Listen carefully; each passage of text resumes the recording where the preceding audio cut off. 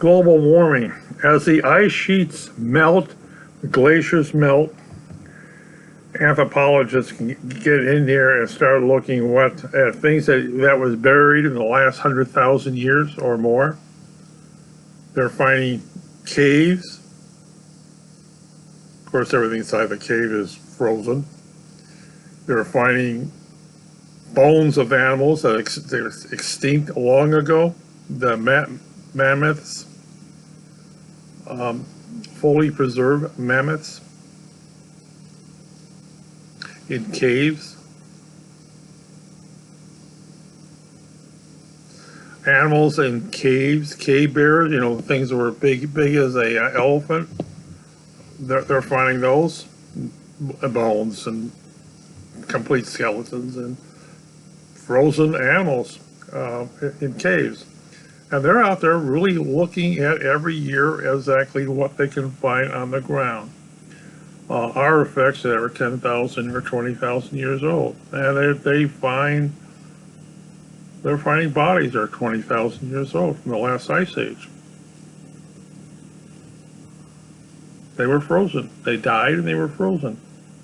They got snowpack and everything else. Beautiful if you're an anthropologist and you can find something that's that old. Yeah. And when you find a fully grown animal that's been frozen to death and died of starvation or died of something and is basically still intact because the ground was frozen. Wow, it's overjoyed.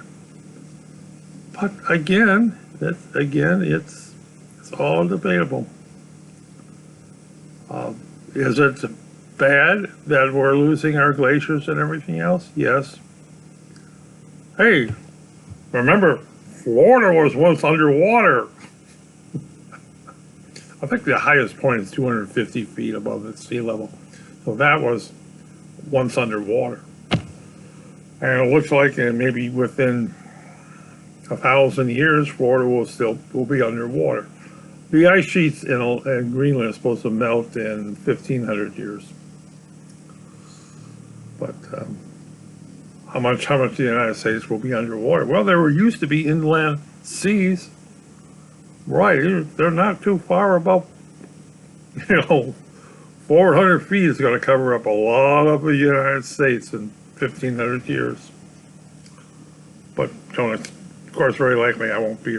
Will I be around? In my dreams.